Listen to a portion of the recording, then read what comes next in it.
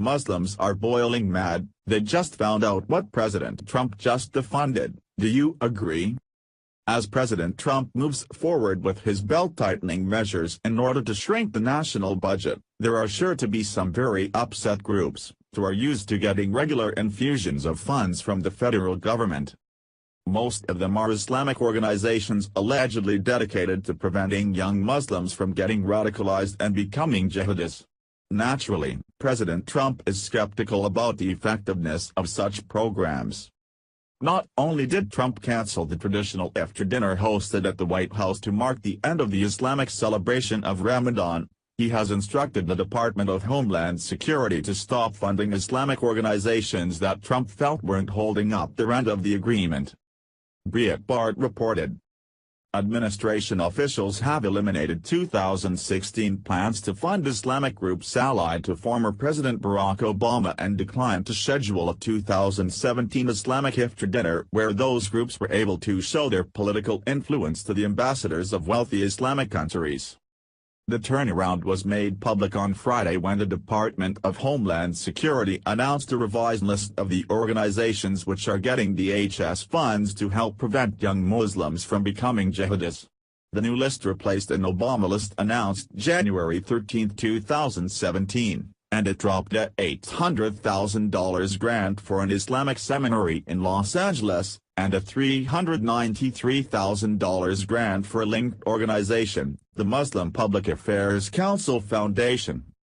The foundation is a spin-off of the DC-based Muslim Public Affairs Council, whose leaders were frequent advisors to Obama and his deputies, where they lobbied for a national strategy of letting semi-segregated Islamic political communities and groups, but not the FBI, play the leading role in combating Islamic terrorism.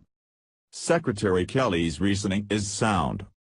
Kelly explained his new pro-integration strategy in a June 22 event held in Congress, where he acknowledged that Islamic terrorists are acting for sincere religious reasons, saying, "They are out there doing what they think is their religion and think it is what they are supposed to be doing. What I've elected to do is take what little money I have in this regard and give it to what I consider to be the time-proven things, law enforcement from an outreach point of view and communities developing relationships, so that there's an open line of communication so they know if they see this, advocacy or preparation for violence, happening in the home or they see it happening, that is to say, the move towards radicalism, or they see it happening in the churches or mosques. They know to call someone before that person typically crosses the line."